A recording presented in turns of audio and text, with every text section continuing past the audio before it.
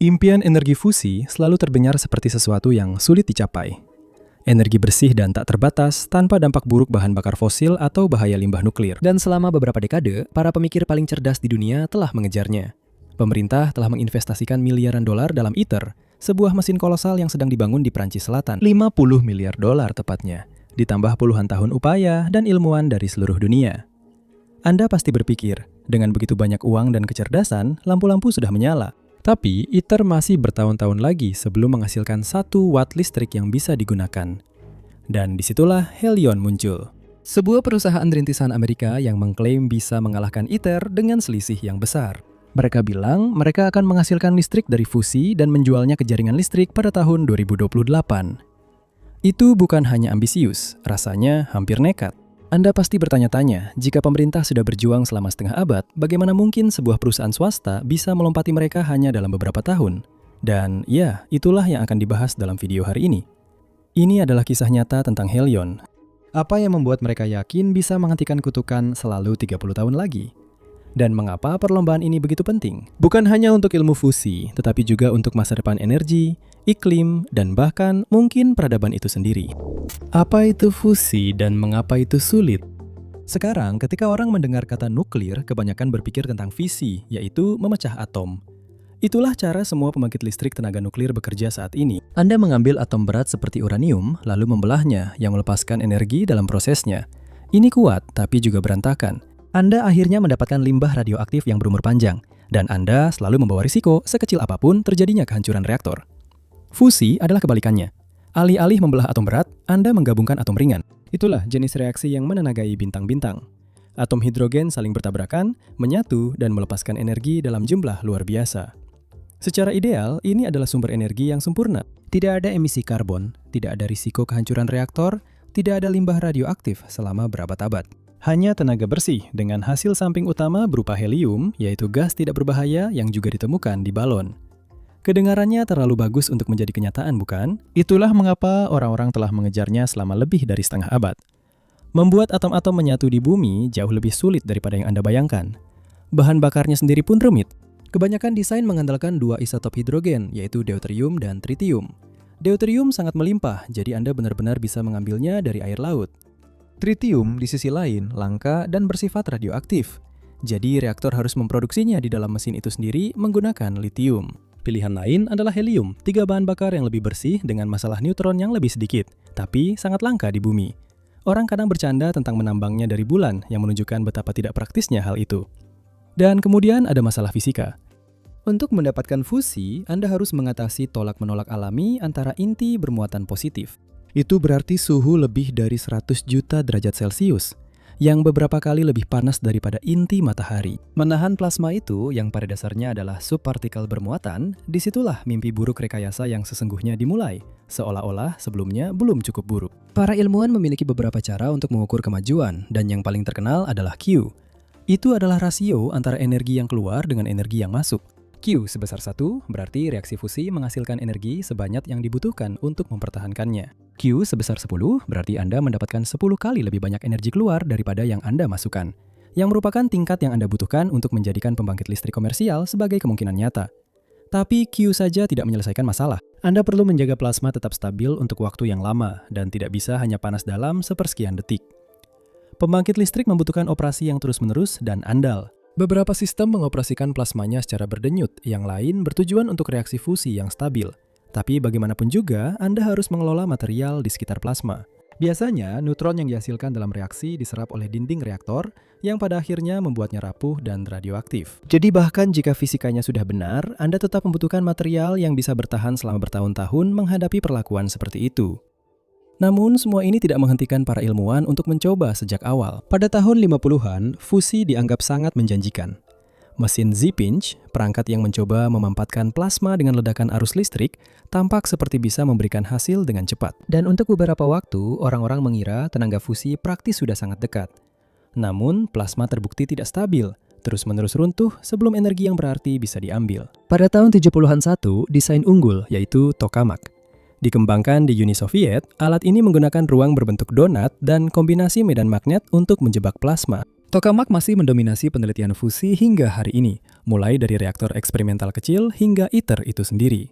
Mereka telah mencapai rekor suhu tertinggi, waktu penahanan terlama, dan terus meningkatkan performa. Namun tetap saja, belum ada satupun tokamak yang pernah menghasilkan energi listrik neto. Sekarang, jika Anda pernah bertanya-tanya mengapa orang sering bercanda bahwa fusi selalu tinggal 30 tahun lagi, itu karena setiap kali ada terobosan dalam fusi, selalu diikuti oleh hambatan baru dan jadwal yang direvisi. Namun, tidak ada yang menyerah. Dan inilah yang membawa kita ke ITER. Jika fusi adalah cawan suci energi, ITER bisa dibilang seperti katedral yang dibangun untuk menampungnya.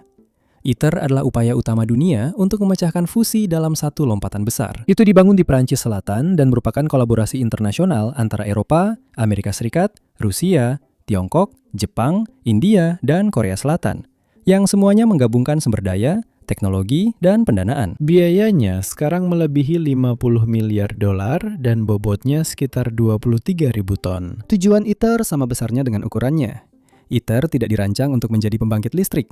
Ini lebih seperti mesin demonstrasi, dan premis utamanya adalah untuk mencapai Q sebesar 10. Itu akan menjadikannya mesin pertama yang benar-benar menciptakan plasma bakar. Plasma bakar berarti reaksi fusi menghasilkan begitu banyak energi sehingga dapat mempertahankan dirinya sendiri. Tidak lagi memerlukan pemanasan eksternal secara terus-menerus. ITER juga seharusnya menguji sistem pembiakan tritium untuk mengintegrasikan teknologi yang nantinya bisa diterapkan pada reaktor komersial sungguhan. Dengan kata lain, ITER adalah pembawa panji, proyek yang jika berhasil akan membuktikan bahwa fusi lebih dari sekedar keingintahuan ilmiah. Ini akan menunjukkan bahwa fisikanya bekerja, tantangan rekayasa bisa dikelola secara efektif, dan umat manusia dapat secara realistis merencanakan pembangkit listrik fusi di masa depan. Sayangnya, ITER terus-menerus mengalami penundaan. Jadwal aslinya menargetkan produksi plasma pertama beberapa tahun yang lalu. Tonggak baru kini diundur hingga tahun 2030. Operasi deuterium-tritium yang sebenarnya, campuran bahan bakar fusi yang sesungguhnya, mungkin baru akan terjadi pada pertengahan tahun 2030-an. Tambahkan pembengkakan biaya, tantangan konstruksi, dan sulitnya mengordinasikan puluhan negara. Tidak heran jika ITER menjadi simbol harapan sekaligus sumber frustrasi. Namun, Anda tidak bisa begitu saja mengabaikannya.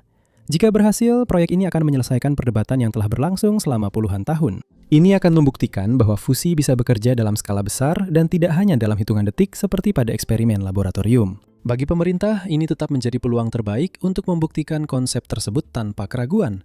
Tetapi ini juga membuka ruang bagi klaim berani dari perusahaan seperti Helion. Karena ketika orang melihat ITER dengan anggaran yang sangat besar, pembangunan selama puluhan tahun, dan jadwal yang berlangsung hingga tahun 2030, mereka bertanya-tanya apakah ada cara yang lebih cepat. Apa yang mereka klaim dan bagaimana cara mereka bekerja. Helion didirikan pada tahun 2013 di Redmond, Washington. Para pendirinya, David Kirtley dan Chris Peel, keduanya memiliki latar belakang di bidang fisika plasma dan propulsi. Dan mereka membedakan diri sejak awal dengan membangun Helion untuk menjual listrik, bukan hanya membuktikan bahwa fusi nuklir bisa bekerja seperti yang dilakukan ITER. Kini, Helion telah mengumpulkan lebih dari $1 miliar dari para pendukung seperti Sam Altman, CEO OpenAI, bersama dengan pemain besar seperti Mithril Capital, Capricorn Investment Group, dan alumni Y Combinator. Valuasinya melebihi $5 miliar yang pada dasarnya merupakan kategori unicorn untuk sebuah perusahaan yang produknya bahkan belum ada. Tapi sekali lagi, bukankah itu cerita dari kebanyakan startup disruptif? Kamu menjual visi sebelum menjual produk, bukan? Pada tahun 2023, perusahaan menandatangani kesepakatan pembelian listrik dengan Microsoft yang menjanjikan listrik dari fusi pada tahun 2028. Tapi mari kita berhenti sejenak di sini. Kita tidak sedang membicarakan MOU atau bahkan surat penjajakan, tapi benar-benar perjanjian komersial untuk listrik dari reaktor yang bahkan belum ada. Itu hampir seperti membayar makanan di restoran yang bahkan belum dibangun karena kokinya masih bereksperimen di laboratorium. Tapi sekali lagi, ini Microsoft. Mereka menjalankan beberapa pusat data paling boros energi di dunia. Dan jika fusi berhasil, itu akan seperti menemukan emas di bawah pusat data mereka. Jadi mungkin memang masuk akal untuk mengamankannya sejak awal. Helion menyebut mesin mereka berikutnya Polaris, dan ini seharusnya menjadi yang pertama di dunia yang tidak hanya mencapai fusi, tetapi benar-benar menghasilkan listrik neto yang disalurkan ke jaringan listrik.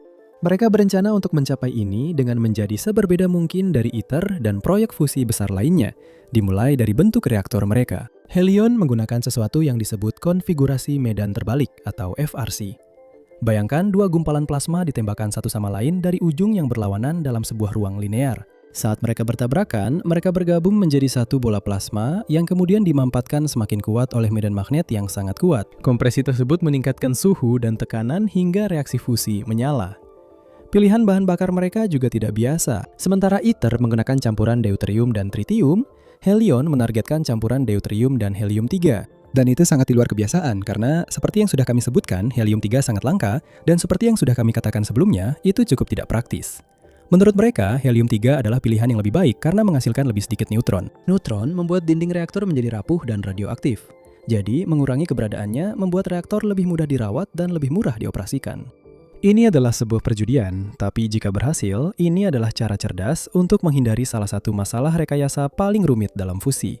Bagian yang paling menarik dari semua ini adalah mereka berencana mengubah energi plasma langsung menjadi listrik tanpa metode termodinamika tradisional seperti memutar turbin dan memanaskan air menjadi uap. Jika berhasil, ini pasti akan membuat fusi menjadi lebih efisien. Namun, banyak fisikawan menunjukkan bahwa Helion belum pernah secara terbuka mendemonstrasikan energi neto dari salah satu mesinnya. Mereka telah membangun dan menguji 7 prototipe, masing-masing lebih kuat dari yang sebelumnya. Tetapi tidak ada satupun yang berhasil mencapai energi neto yang mereka cari. Mencapai reaksi fusi adalah satu hal tersendiri yang telah dilakukan Helion, tetapi mempertahankannya dalam skala besar dan benar-benar menghasilkan daya yang bisa dimanfaatkan adalah hal yang berbeda. Meski begitu, perusahaan ini tetap menjanjikan. Valuasinya mencapai miliaran, dan ini adalah salah satu dari sedikit startup fusi swasta yang memiliki pelanggan korporat besar yang sudah terikat. Namun, pertanyaannya adalah, apakah kita sedang menyaksikan kemunculan pemain komersial pertama di bidang fusi, atau ini hanyalah babak lain dari janji-janji berani yang masih sulit tercapai? Tantangan dan risiko Helion.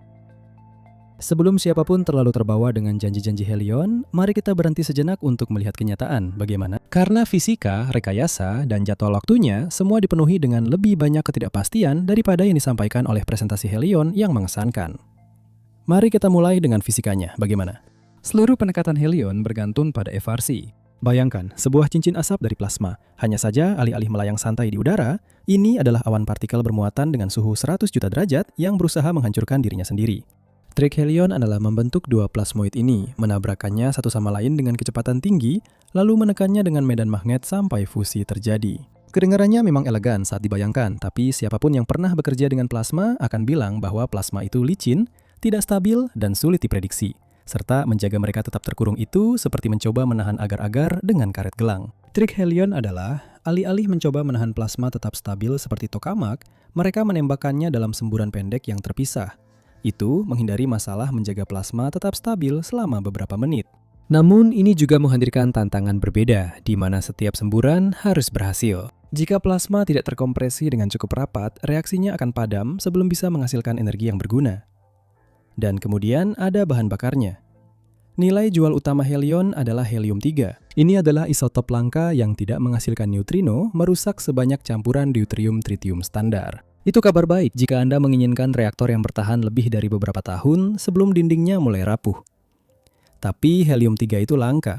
Sebagian besar pasokan yang bisa digunakan berasal dari peluruhan tritium, sebuah proses yang sangat lambat, atau dalam jumlah sangat kecil di gas alam. Helion mengklaim bahwa mereka bisa menghasilkan helium-3 di dalam reaktor itu sendiri sebagai reaksi sampingan ketika atom deuterium bergabung.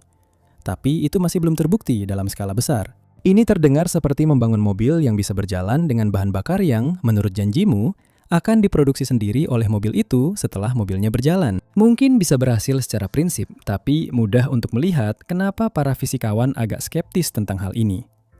Dan kemudian ada sistem pulsa itu sendiri. Reaktor kontinu seperti ITER bertujuan untuk pembakaran yang stabil, mirip seperti menjaga api unggun tetap menyala. Sebaliknya, Helion bekerja dengan menembakkan pulsa seperti mesin mobil, hanya saja dengan risiko yang jauh lebih besar. Itu berarti Anda membutuhkan pengaturan waktu yang sangat presisi, kapasitor daya tinggi yang dapat melepaskan energi dalam hitungan mikrodetik, dan elektronik yang mampu menahan tekanan tersebut. Berapa lama komponen-komponen itu bisa bertahan? Tidak ada yang tahu. Menjalankan beberapa ratus pulsa di laboratorium itu satu hal. Melakukannya setiap hari selama bertahun-tahun tanpa sistemnya hancur sendiri itu hal lain. Dan jangan lupakan neutron-neutronnya. Klaim Helion adalah dengan mengandalkan helium-3, mereka menghindari fluks neutron destruktif yang membuat tokamak sangat sulit untuk dipelihara.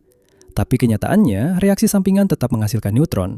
Tidak sebanyak yang harus dihadapi ITER, tapi cukup untuk menyebabkan materialnya rusak seiring waktu. Jadi klaim bahwa tidak ada masalah neutron itu Itu tidak sepenuhnya jujur. Ini lebih seperti masalah neutron yang lebih kecil. Tapi lihat, fisika baru setengah dari persoalannya. Bahkan jika helion berhasil menjaga stabilitas plasma dan kapasitor mereka bertahan, mereka tetap harus membangun dan menghubungkan pembangkit listrik. Dan disinilah romantisme perusahaan rintisan berbenturan dengan tembok birokrasi. ITER mendapat manfaat dari dokumen pemerintah dan kerangka kerja yang memperlakukannya sebagai proyek ilmiah. Sementara itu, Helion harus mengurus perizinan, tinjauan lingkungan, peraturan keselamatan, dan integrasi jaringan seperti pembangkit listrik lainnya. Jika Anda pernah mengikuti pertarungan perizinan untuk ladang angin atau jalur transmisi, Anda tahu betapa mudahnya proyek-proyek ini terhambat. Dan kemudian, semuanya kembali ke masalah waktu. Tahun 2028. Tahun ini bisa menjadi kutukan atau berkah bagi Helion. Jika mereka berhasil menyediakan listrik pada saat itu, mereka akan dipuji sebagai visioner yang berhasil menyalip proyek sains terbesar di dunia. Jika gagal, mereka akan menjadi bagian dari deretan panjang janji-janji fusi yang tak pernah benar-benar terwujud. Para ahli menilai bahwa upaya Helion sangat berisiko, agresif, dan ambisius hingga terkesan tidak masuk akal. Dan memang ada benarnya juga. Membangun reaktor baru, membuktikan bahwa itu berfungsi, mendapatkan izin, dan menghubungkannya ke jaringan listrik dalam waktu 5 tahun, sebagian besar pembangkit listrik tenaga nuklir konvensional membutuhkan waktu lebih lama dari itu hanya untuk mengurus dokumen. Bahkan jika fisika Helion berjalan sempurna, logistiknya saja sudah bisa membuat mereka tersandung. Dan ada risiko jika Helion melewatkan tenggat waktu mereka, hal itu akan semakin memperburuk opini publik tentang fusi. Para investor mungkin menjadi lebih ragu dan pemerintah mungkin menjadi lebih skeptis. Dan jika mencoba bergerak terlalu cepat, Helion bisa saja tanpa sengaja membuat bidang ini mundur. Para pesaing, politik, dan pertaruhan global. Helion bukan satu-satunya yang mengejar fusi. Sebenarnya mungkin tidak adil menyebut mereka sebagai yang terdepan karena persaingannya jauh lebih ramai daripada yang disadari kebanyakan orang. Berita utama seringkali berfokus pada ITER, tetapi di sisi swasta ada seluruh ekosistem startup masing-masing yakin telah menemukan jalan pintas menuju energi bintang. Ambil contoh Commonwealth Fusion Systems. Mereka berasal dari MIT dan mesin mereka, Spark, didasarkan pada desain tokamak yang sama seperti ITER, tetapi telah diperkecil dan diperkuat dengan magnet superkonduktor suhu tinggi. Mereka mengumpulkan miliaran dolar dengan janji bahwa reaktor mereka akan lebih kecil, lebih murah, dan bisa beroperasi lebih cepat. Ini seperti mereka berkata ya, ITER sedang membangun pesawat jumbo jet, tapi kami akan membuat versi jet pribadi. Lalu ada juga TAE Technologies di California. Mereka sudah mengerjakannya sejak tahun 1990-an, menghabiskan lebih dari $1 miliar dalam pendanaan. Pendekatan mereka adalah konfigurasi medan terbalik, mirip dengan gagasan Helion, tapi dioptimalkan untuk fusi proton-boron, bahan bakar yang tidak menghasilkan neutron. Dan itu terdengar hampir terlalu bagus untuk menjadi kenyataan, bukan? Tenaga bersih tanpa neutron, tanpa limbah radioaktif. Namun tantangannya adalah Anda membutuhkan suhu lebih dari 3 miliar derajat Celcius. Bisa dibilang itu sangat tinggi. Dan mereka masih terus mengusahakannya. General Fusion didukung oleh Jeff Bezos yang ingin memampatkan plasma dengan piston. Secara harfiah memampatkannya dalam bola logam cair. Ini adalah konsep yang berani, meskipun terkadang terasa seperti salah satu ide yang terdengar hebat di presentasi TED. Tetapi menghadapi tantangan rekayasa yang rumit di dunia nyata. Dan kemudian ada First Light Fusion di Inggris yang menggunakan proyektil untuk menembak target demi confinement inersial. Intinya, fusi dengan peluru. Sekali lagi, hal ini membuat Anda berpikir 2 kali. Apakah fisikanya akan sesuai, atau ini hanya akan menjadi demo yang menjanjikan namun tidak pernah bisa diperbesar skalanya? Sekarang, yang menarik adalah semua orang memainkan permainan yang sama, tetapi dengan seperangkat aturan yang benar-benar berbeda. Satu pihak adalah birokrasi multinasional terpusat yang menghabiskan puluhan tahun dan miliaran dolar untuk mengatasi masalah ini. Sementara pihak lainnya adalah sekelompok perusahaan swasta yang berlomba-lomba mengejar keuntungan sebagai pelopor. Dan disinilah segalanya menjadi semakin menarik, karena siapapun yang berhasil mewujudkan fusi terlebih dahulu juga akan mendapatkan keuntungan yang signifikan. Akses ke sumber energi yang melimpah, bebas karbon, dan tidak terikat pada bahan bakar fosil atau rantai pasokan yang tidak stabil akan memberikan pengaruh geopolitik yang besar dan keunggulan secara politik. Amerika Serikat ingin memimpin.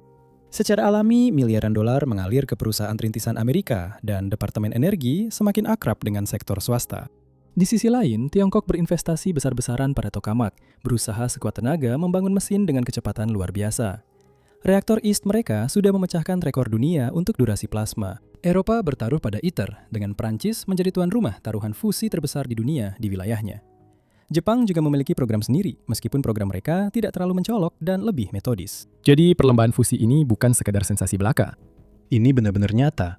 Dan ini mengingatkan kita pada perlombaan luar angkasa di tahun 60-an, tapi mungkin dengan taruhan yang lebih tinggi. Karena jika perlombaan luar angkasa dulu soal prestis dan penjelajahan, fusi ini soal keamanan energi. Siapapun yang berhasil lebih dulu tidak hanya akan menancapkan bendera, mereka akan memegang kunci masa depan energi dunia. Jadi, mari kita bayangkan sejenak bahwa Helion, atau mungkin salah satu pesaingnya, benar-benar berhasil mewujudkan fusi dalam 1 atau 2 dekade ke depan. Akan seperti apa dunia ini? Nah, perubahan besar pertama sudah jelas. Iklim. Jika fusi menjadi sumber listrik beban dasar yang nyata, perhitungan karbon akan berubah dalam semalam. Tidak akan ada limbah radioaktif yang berumur panjang, tidak ada risiko pelelehan inti, dan tidak ada kekhawatiran tentang pengayaan uranium. Sebagai gantinya, kita akan mendapatkan listrik yang bersih dan stabil tanpa masalah-masalah yang membuat Chernobyl dan Fukushima menjadi nama yang dikenal semua orang. Kita juga harus bertanya-tanya apa yang akan terjadi pada negara-negara penghasil minyak. Jika Anda adalah Arab Saudi atau Rusia atau negara manapun yang anggarannya bergantung pada hidrokarbon, fusi adalah ancaman eksistensial. Pasar minyak saja sudah terpengaruh ketika penjualan mobil listrik naik hanya beberapa persen. Bayangkan apa yang terjadi ketika sebuah kota bisa menyalakan saklar dan mendapatkan semua energi yang dibutuhkannya dari pembangkit fusi yang ringkas. Itu akan menandai awal dari sebuah keruntuhan dan pergeseran kekuasaan secara total. Siapapun yang memegang paten, rantai pasokan, dan kapasitas manufaktur tidak hanya akan menjual pembangkit listrik, mereka juga akan menjual kedaulatan. Karena pihak yang mengendalikan ekspor fusi akan mengendalikan masa depan energi. Hal ini pernah terjadi pada semikonduktor. Lihatlah seberapa besar pengaruh yang dimiliki Taiwan terhadap ekonomi global karena TSMC. Sekarang bayangkan itu, tapi untuk hal yang memasok energi ke setiap rumah, setiap pusat data, setiap pabrik. Dan mari kita bicara soal ekonomi sebentar. Jika listrik tiba-tiba menjadi murah dan praktis tak terbatas, industri apa saja yang akan terbuka? Maksud saya, AI adalah salah satu yang paling jelas. Pusat data sudah mengonsumsi listrik dengan tingkat yang mengkhawatirkan. Dan seluruh negara bagian sedang memikirkan ulang jaringan listrik mereka hanya untuk mengakomodasi server farm. Fusi bisa membuat itu semua tidak lagi menjadi masalah. Hal yang sama berlaku untuk industri seperti baja, aluminium, dan semen. Ini adalah beberapa sektor yang paling sulit untuk didekarbonisasi dan fusi akan membuatnya menjadi bersih secara otomatis. Dan ada juga sisi manusianya. Apa yang terjadi pada bagian-bagian dunia yang masih kekurangan listrik? Desa-desa tanpa listrik yang andal. Rumah sakit yang bergantung pada generator diesel. Jika fusi cukup modular, cukup kecil, dan bisa menempatkan reaktor di mana saja, mulai dari komunitas terpencil hingga operasi pertambangan, bahkan di kapal di laut, untuk pertama kalinya dalam sejarah, energi melimpah tidak akan terbatas pada tempat Anda dilahirkan, atau apakah pemerintah Anda bisa membangun pembangkit listrik. Itu akan menjadi revolusioner. Dan kemudian ada manfaat turunannya. Setiap kali kita mengejar sesuatu yang ambisius, kita seringkali mendapatkan manfaat tak terduga. Perlombaan luar angkasa memberi kita GPS, komunikasi satelit, dan terobosan sains lainnya. Proyek Manhattan, seberapapun destruktifnya, membawa serta kedokteran nuklir dan komputasi modern. Fusi sudah mendorong kemajuan dalam kapasitor, superkonduktor, fisika plasma, dan teknologi saklar solid state. Kenyataannya, bahkan jika kita tidak pernah mengembangkan reaktor komersial, teknologinya tetap akan merembes ke industri lain. Dan jika kita berhasil mencapainya, dampaknya bisa menyaingi internet. Tentu saja, keberhasilan fusi juga akan membentuk ulang industri keuangan. Jika Helion atau startup lain berhasil mencapai garis akhir terlebih dahulu, kita bisa mengharapkan ledakan investasi yang belum pernah kita lihat sebelumnya. Triliunan akan mengalir ke sektor ini hampir dalam semalam. Pemerintah yang skeptis akan berebut untuk mensubsidi, mengatur, dan pada akhirnya mempersenjatai teknologi ini. Itulah bagian yang menyadarkan. Revolusi energi sebesar ini tidak hanya akan membuat dunia lebih bersih, tetapi juga akan meningkatkan persaingan. Ada kemungkinan sangat kecil bahwa siapapun yang menguasai fusi akan mau berbagi. Di dunia nyata, energi tak terbatas juga berarti pengaruh tak terbatas. Apakah Amerika Serikat benar-benar akan memberikan kunci reaktor yang berfungsi kepada setiap negara? Apakah Tiongkok akan melakukannya? Atau apakah pembangkit fusi akan menjadi alat tawar-menawar dalam jenis perang dingin yang baru? Jadi ya, jika Helion berhasil, ini adalah awal dari sesuatu yang luar biasa. Sebuah solusi iklim, sebuah riset ekonomi, mungkin bahkan langkah pertama menuju masa depan multiplanet. Tapi itu juga berarti menulis ulang aturan kekuatan politik, industri, dan militer. Kesimpulan dan apa yang perlu diperhatikan. Jadi setelah semua itu, di mana posisi kita sekarang? Apakah Helion benar-benar akan memasok listrik ke pusat data Microsoft pada tahun 2028? Atau ini hanya satu lagi dari deretan panjang momen ketika orang bilang fusi sudah hampir tiba? Sekarang, jika kita jujur, jawaban yang tepat mungkin ada di tengah-tengah. Di satu sisi, Helion telah melakukan lebih dari sekedar bicara. Mereka telah mengumpulkan lebih dari $1 miliar. Mereka telah meyakinkan Microsoft, sebuah perusahaan yang tidak sembarangan mempertaruhkan infrastruktur cloud-nya pada mimpi kosong, untuk menandatangani perjanjian pembelian. Mereka telah mencapai tonggak teknis seperti menghasilkan plasma pada suhu lebih dari 100 juta derajat Celcius, yang bukanlah pencapaian kecil. Itu adalah jenis pencapaian fisika yang biasanya dirayakan oleh para peneliti fusi dengan sampanye. Tapi mencapai 100 juta derajat dalam uji coba itu satu hal. Mempertahankannya, mengurungnya, dan benar-benar mengubahnya menjadi listrik neto, itu hal yang sangat berbeda. Dan kita harus mengingat kembali semua janji yang telah dibuat oleh para ilmuwan fusi selama 70 tahun terakhir. Setiap dekade, selalu ada yang bilang kita tinggal 20 tahun lagi. Mungkin Helion akhirnya memecahkan kutukan itu. Atau mungkin tahun 2028 hanyalah tanggal penuh harapan berikutnya yang perlahan-lahan berlalu begitu saja. Terima kasih sudah menonton.